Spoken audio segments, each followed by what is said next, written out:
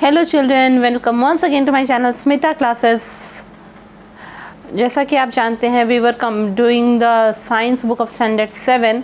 The name of the book is Future Kids Science, and we have already done chapter 1 nutrition in plants, and chapter 3 also we have done fiber to fabric, and today we will be doing the chapter 2 nutrition in animals. Today we will do one part of this chapter. Probably this chapter will get completed in 3 parts. So today we will do the first part of this chapter. We will start reading. Nutrition in animals. Unlike plants, animals cannot make their own food. They get their food from plants directly or indirectly. We know that all organisms, including humans, need food for their growth, repair and functioning of the body. The process of taking in food by an animal and its utilization in the body is called animal nutrition. Animals do not make their own food but depend on the food synthesized by plants. Hence they are called heterotrophs and thus so heterotrophic mode of nutrition. When the food is taken in the form of solid particles as a whole, the method of food intake is known as holozoic nutrition. Classification of heterotrophs. There are different types of heterotrophs whose mode of feeding varies with the kind of food they eat.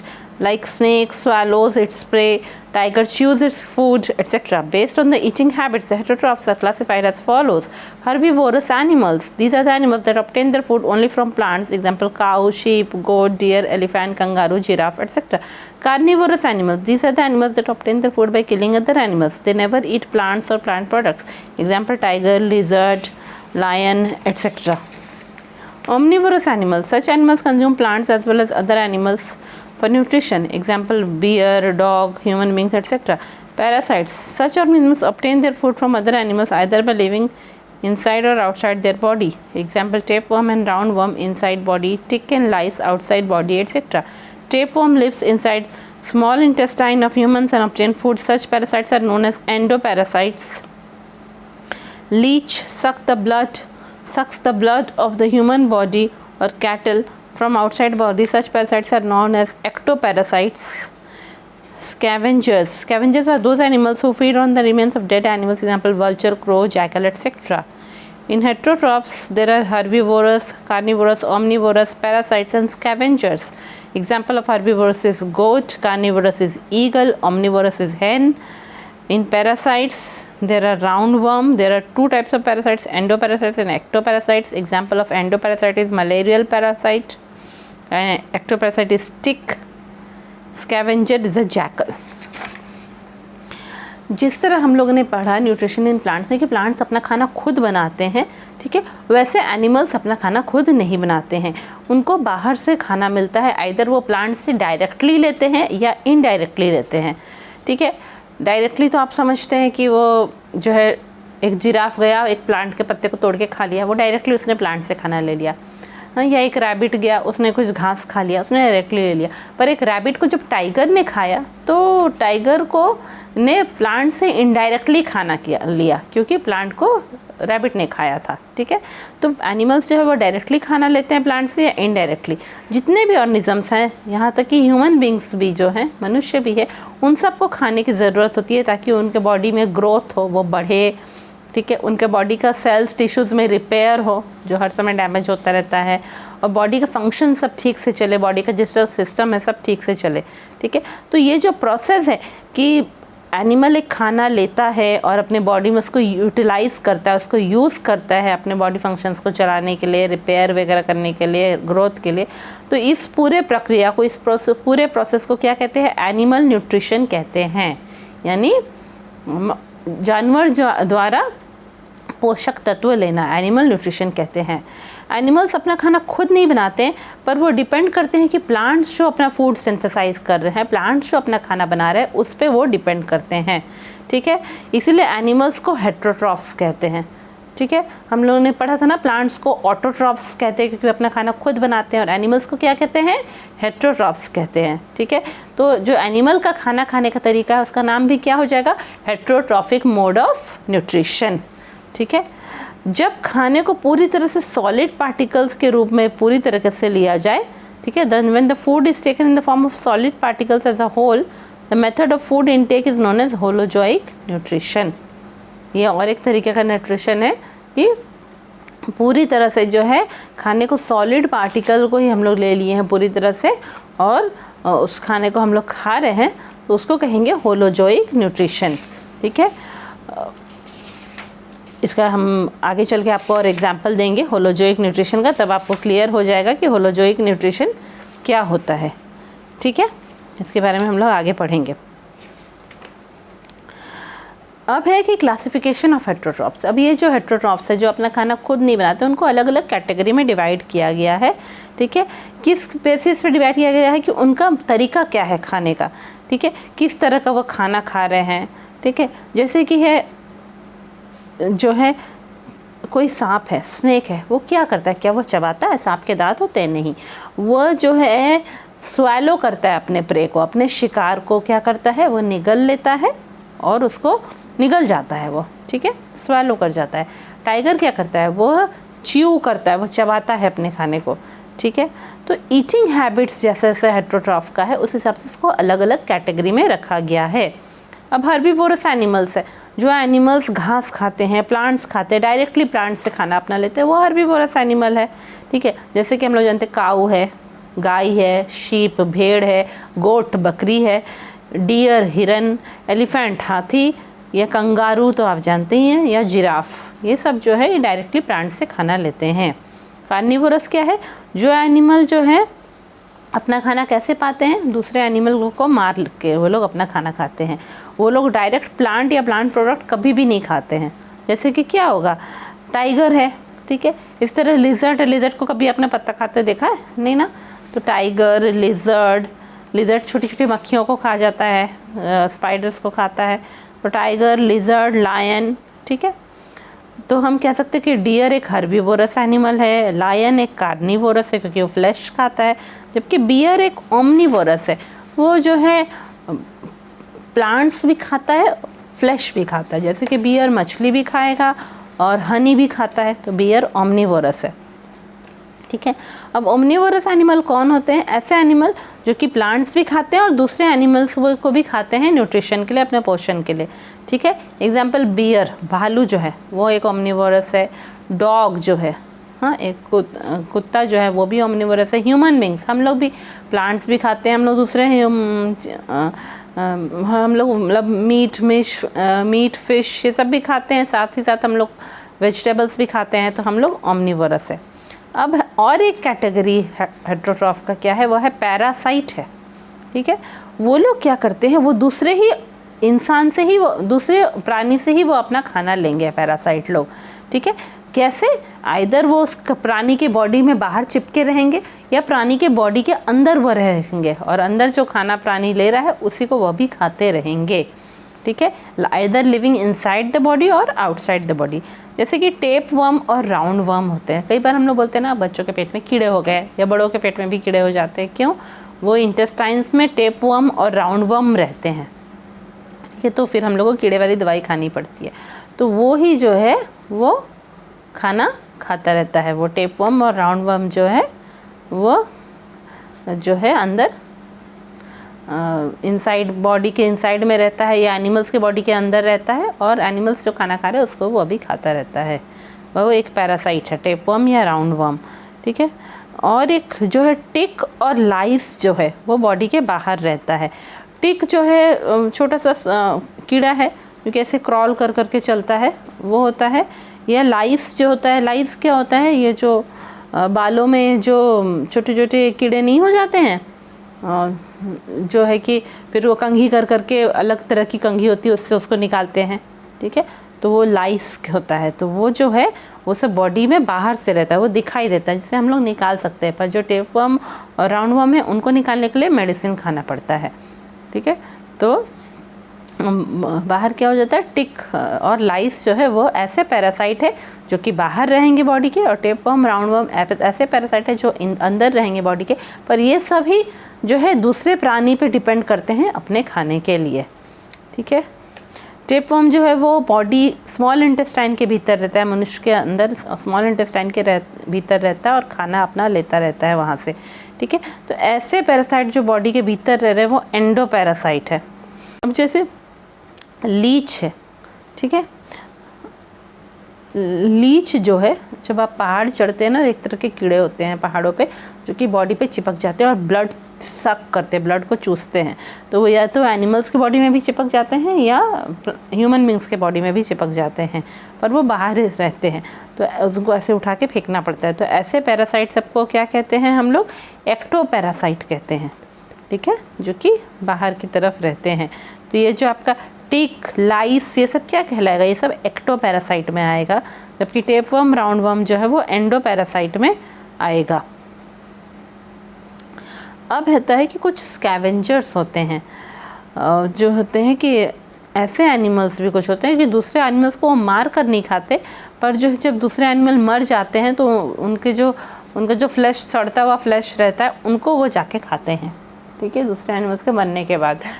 जैसे कि vulture जो होता है, ठीक है, vulture जो है, गिद्ध जिसको हम लोग बोलते हैं, वो जाके दूसरे एनिमल्स को खाता है, मरे हुए एनिमल्स को। इसे कौवा भी खाता है, क्रो भी, जैकल भी, ये सब दूसरे एनिमल्स, मरते हुए एनिमल्स को खाते हैं, मरे हुए एनिमल्स को, इनको स्कैवेंजर्स कहते हैं।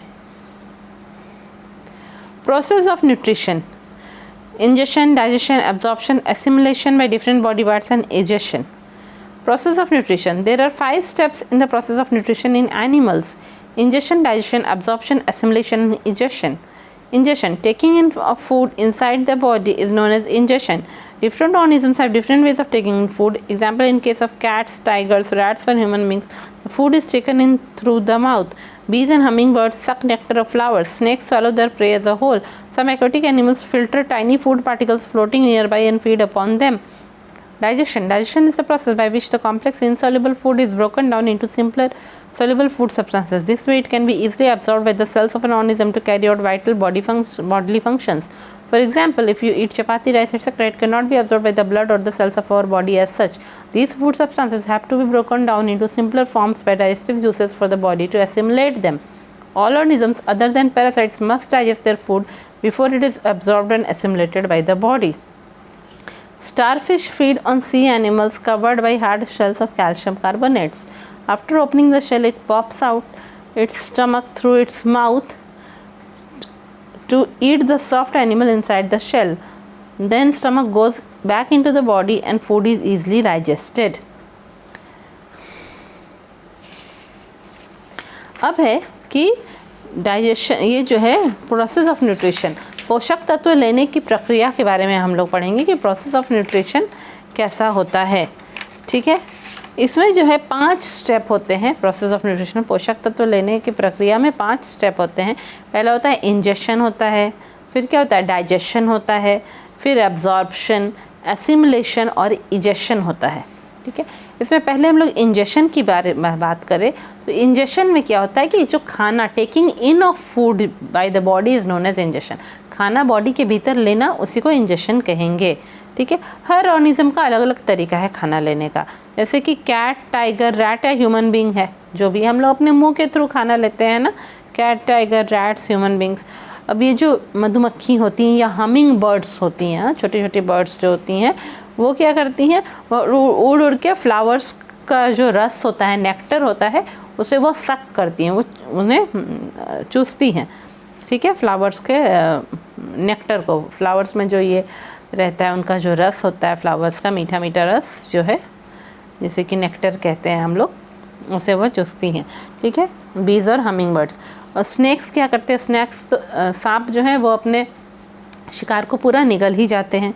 कुछ एक्वेटिक एनिमल्स जो हैं, कुछ पानी में रहने वाले जानवर हैं, वो क्या करते हैं कि उनके पानी के में जो है, मान लीजिए किसी ने थोड़ी फूड पार्टिकल फेंक दिया है, हाँ, जो है किसी ने मूढ़ी फेंक दिया है, मुरमुरे फेंक दिए हैं, तो वो उनको पानी में से निकाल देते हैं, पानी से उन्हें छान देते हैं, पानी अलग कर देते हैं और उनको पकड़ के वह खाते हैं। जो उनके आसपास मुरमुरे उड़ रहे, बह रहे हैं, फ्लोट कर रहे हैं, या कीड़े छोटे छोटे फ्लोट कर रहे हैं, उनको वह पानी से निकाल के फ़िल्टर कर देते हैं, मतलब उन्हें पानी से पूरा वो छान देते हैं, पानी को अलग कर देते हैं और उनको वह खाते हैं, ठीक है। डक को भी आपने देखा होगा, डक अपने चोंच में उसका फ़िल्टर करने का टेक्निक है उसका, ठीक है।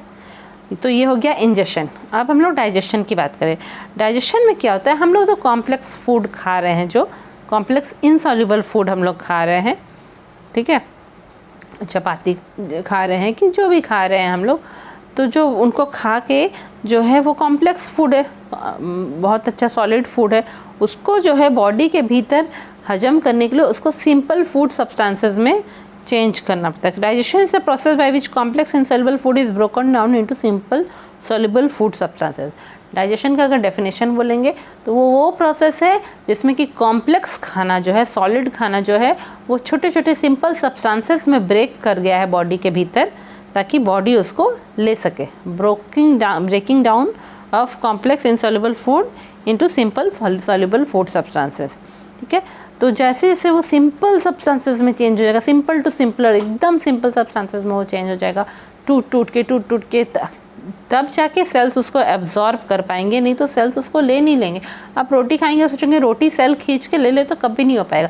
रोटी को हम लोग मुंह में चबाएंगे, स्टमक में वो उसके ऊपर एक्शन होगा, बहुत देर बाद वो जाके डाइजेस्ट होगा, तब जाके जो है वो उसमें से जो भी है रोटी से आपको कार्बोहाइड्रेट्स जो मिलेगा वो जाके फिर जाएगा सेल में। ठीक है, तो जो है सेल जो है वो खाने को एब्जॉर्ब कर सके, ताकि हमारा जो ज़रूरी बॉडी का फंक्शन है वो सब हो सके, उसके लिए फूड सिंपल सब्सटेंसेस में टूटना चाहिए ही, जिसे डाइजेशन कहते हैं। एग्जांपल, हम लोग अगर चपाती खा रहे हैं, राइस खा रहे हैं, वो तो कॉम्प्लेक्स इनसॉल्युबल फूड है। ठीक है, ऐसा नहीं कि हम खाएंगे और वो तुरंत सेल खींच लेगा बॉडी से, ऐसा नहीं होता है। उसको सिंपलर फॉर्म में चेंज करना पड़ता है। जैसे हम उसको मुंह में बहुत च्यू करते हैं दांत की मदद से, तो वो छोटे छोटे पीसेस में होता है, फिर वो स्टमक में जाएगा तो स्टमक में डाइजेस्टिव जूसेस उसके ऊपर एक्शन करते हैं, लिवर से भी डाइजेस्टिव जूसेस आता है, हाँ, ऐसे कर करके आगे वो स्मॉल इंटेस्टाइन में जाता है, तब जाके जो है बॉडी वहाँ से वो चेंज हो जाता है, अपना कार्बोहाइड्रेट, फैट्स, विटामिन जो भी है उसको बॉडी ले पाता है। तब जाके वो जो है वो जब एकदम सिंपल फॉर्म में हो जाता है, तब बॉडी उसको एसिमुलेट कर पाएगा, मतलब बॉडी अपने साथ उसको मिक्स कर पाएगा। ठीक है, तो जितने भी ऑर्गेनिजम्स हैं पैरासाइट्स को छोड़ के, उन सबको अपना खाना डाइजेस्ट करने की ज़रूरत पड़ती है, खाने को सिंपल तरीके में लाना पड़ता है, ताकि उनका बॉडी उसको एब्जॉर्ब कर सके और अपने में एसिमुलेट कर सके, अपने में मिक्स कर सके। पैरासाइट्स के साथ ये केस नहीं है, उनके साथ डाइजेशन का प्रॉब्लम ही नहीं है, क्योंकि वो ऑलरेडी डाइजेस्टेड फूड ही खा रहे हैं। मच्छर अगर हमें काट रहा है, जो कि एक पैरासाइट है, तो वो हमारे बॉडी में जो ब्लड में सारे न्यूट्रिशन चार्ज चले गए, वो ब्लड ही को सक कर रहा है, तो वो डाइजेस्टेड फूड ही खा रहा है। ठीक है, यहाँ पे एक बताया गया कि स्टारफिश जो है, स्टारफिश आपने देखोगे स्टार शेप का होता है, समुद्र में मिलता है। ठीक है, वो समुद्र में ऐसे सी के एनिमल्स को खाती हैं जिनके ऊपर एक हार्ड शेल रहता है। समुद्र के ज़्यादातर सी एनिमल्स के ऊपर जो हार्ड शेल रहता है वो कैल्शियम कार्बोनेट का बना हुआ रहता है, CaCO3 का। जैसे कि ऑयस्टर है, हाँ, ऑयस्टर होगा समुद्र में, या फिर और भी जो अलग अलग होगा, ऐसे छोटे छोटे सी एनिमल्स होंगे। तो ये स्टारफिश क्या करती हैं, वह जाएगी, वह उसको धक्का दे देगी, उसके शेल को खोल देगी। शेल को खोलने के बाद जो है स्टारफिश का कुछ पता नहीं चलता उसका मुंह कहाँ है, स्टमक कहाँ है। उस समय जब वो उसके शेल को धक्का दे देगी, तब उसका स्टमक निकलता है, उसके मुंह से ही निकल आता है बाहर। स्टारफिश के मुंह से ही उसका स्टमक बाहर निकल आता है, और वो शेल के अंदर, वो ढांचे के भीतर जो छोटा सा ऑयस्टर का कीड़ा होगा, उस ऑयस्टर के कीड़े को वो खाती है। ठीक है, वो अपने स्टमक में ले लेती है, फिर उसका स्टमक फिर से बॉडी के भीतर चला जाता है, उसके मुंह के थ्रू फिर अंदर चला जाता है, और फूड आसानी से डाइजेस्ट होता है। देखिए ना, डाइजेशन का भी कितना अलग अलग तरीका है। तो हम लोगों ने पहला स्टेप पढ़ लिया इंजेक्शन, दूसरा स्टेप भी हमने पढ़ लिया डाइजेशन। अब हम लोग आ जाते हैं तीसरे स्टेप पे, जिसे कि कहेंगे हम क्या, एब्जॉर्प्शन कहेंगे। खाने को अपने बॉडी में एब्जॉर्ब कराना, उसे हम कहेंगे एब्जॉर्प्शन। ठीक है, absorption is the process in which the simple soluble digested food is absorbed by the body of living organisms. These are then transported to different parts of the body. In human beings, the absorption of simple forms of food take place in small intestine. Assimilation is a process in which the soluble food substances absorbed by the body fluids are carried to different parts of the body to be consumed for energy, growth and repair. The absorbed substances transported to different organs are used to build complex substances such as proteins and fats. The food absorbed by the body is further acted upon by oxygen taken in during respiration. This process is known as oxidation of food, which releases energy for the various activities the organism performs. Egestion is the process in which the undigested and unabsorbed food is thrown out from the body. ठीक है, तो हमने ingestion पढ़ा, खाना लेना, digestion पढ़ा कि खाने को सिंपल सब्सटेंसेस में चेंज करना। अब हम आ जाते हैं एब्जॉर्प्शन में। एब्जॉर्प्शन वो प्रक्रिया है, वो प्रोसेस है जिसमें कि जो सिंपल फूड हो गया है, सिंपल सॉल्युबल फॉर्म में फूड हो गया है, जो कि डाइजेस्ट हो चुका है, उसको बॉडी अपने में लेता है, बॉडी उसको एब्जॉर्ब करता है। लिविंग ऑर्गेनिजम्स का, जीवित प्राणियों का बॉडी उसे एब्जॉर्ब करता है वो सिंपल सॉल्युबल फूड को। फूड जो कि डाइजेस्ट हो चुका है, बॉडी मिक्स हो चुका है अच्छी तरीके से, ठीक है, उसको बॉडी लेता है, उसे एब्जॉर्प्शन कहते हैं। बॉडी उससे लेता है कैसे? स्मॉल इंटेस्टाइन में छोटे छोटे कांटे जैसे निकले रहते हैं, विलाई जैसे कहते हैं, वहाँ से बॉडी उस न्यूट्रिशन को लेगा, कार्बोहाइड्रेट, फैट वगैरह लेगा फूड से, और वो जो है फिर फूड के बॉडी के अलग अलग पार्ट में ट्रांसपोर्ट किया जाएगा ताकि हर एक सेल उसको यूज़ कर सके। ह्यूमन बीइंग्स में जो है, हम लोग में क्या होता है कि ह्यूमन बीइंग्स में जो है एब्जॉर्प्शन जो होगा खाने का, कि खाना सिंपल फॉर्म में आ गया, उसको बॉडी जब ले रहा है, ठीक है, वो कहाँ पे होता है? वो स्मॉल इंटेस्टाइन के अंदर होता है, ठीक है। अब एसिमुलेशन की बात करें तो क्या है कि सॉल्युबल फूड सब्सटेंस तो बॉडी ने एब्जॉर्ब कर लिया है, फिर वो बॉडी फ्लूइड्स के मदद से, बॉडी फ्लूइड क्या होगा? आपका ब्लड होगा, तो ब्लड की मदद से वह बॉडी के अलग अलग पार्ट में जाएगा ताकि बॉडी का हर एक सेल उसको कंज्यूम करे, उसको यूज़ करे। क्यों? ताकि बॉडी के हर एक सेल को एनर्जी मिले, ग्रोथ कर सके वो और रिपेयर कर सके, ठीक है। तो ये प्रोसेस को हम क्या बोलेंगे कि soluble digested food substance after getting absorb by the body fluids are carried to different parts of the body, और वो ट्रांसपोर्ट हो रहे हैं बॉडी के अलग अलग पार्ट्स में ताकि बॉडी उसको कंज्यूम कर सके, बॉडी उसको यूज़ कर सके एनर्जी, ग्रोथ और रिपेयर के लिए। इसी कहेंगे एसिमुलेशन। मैंने कहने का मतलब है सॉल्युबल डाइजेस्टेड फूड एब्जॉर्ब होने के बाद बॉडी में मिक्स हो रहा है ना, हर एक सेल में मिक्स हो जा रहा है, इसे एसिमुलेशन कहेंगे। अब जो है हर एक सेल ने उसको तो ले लिया है, कार्बोहाइड्रेट, फैट, विटामिन जो है, फिर हर एक सेल के भीतर रिएक्शन होता है, किससे? ऑक्सीजन के साथ। जो ऑक्सीजन हमने सांस से लिया है वो ऑक्सीजन के साथ ये डाइजेस्टेड फूड का जो कार्बोहाइड्रेट, प्रोटीन, विटामिन है वो सब रिएक्ट करता है। कब? जब रेस्पिरेशन हो रहा होता है बॉडी में, ठीक है। जो ऑक्सीजन हमने लिया वही रेस्पिरेशन के समय हमने लिया, वो जाके वो डाइजेस्टेड फूड के साथ वो रिएक्ट करता है, एब्जॉर्ब फूड के साथ, एसिमुलेटेड फूड के साथ, और फिर जो है उसके बाद एनर्जी रिलीज़ होता है रिएक्शन में, और तब जो है बॉडी उसको लेगा ताकि अलग अलग एक्टिविटी अपना कर सके, ठीक है। एसिमुलेटेड फूड को बॉडी ले लेता है। तो आपने समझा ना, इंजेशन हुआ, डाइजेशन हुआ, फिर एब्जॉर्प्शन हुआ, फिर एसिमुलेशन हुआ, एसिमुलेशन में ही आगे चल के एनर्जी रिलीज़ हुआ। अब लास्ट है इजेशन।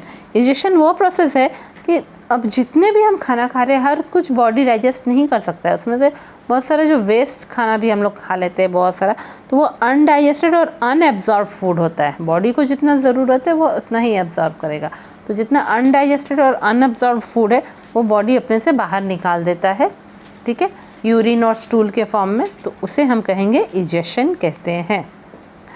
तो आज आपका फर्स्ट पार्ट इस चैप्टर का हमने कंप्लीट कर लिया है। जल्दी हम मिलेंगे सेकेंड पार्ट में, जहाँ पे हम न्यूट्रिशन इन अमीबा से स्टार्ट करेंगे। जल्दी मिलते हैं नेक्स्ट वीडियो में। मेरे वीडियोस को, मेरे चैनल को सब्सक्राइब करना बिल्कुल नहीं भूलें और अपने फ्रेंड्स के साथ भी शेयर करें। Thank you.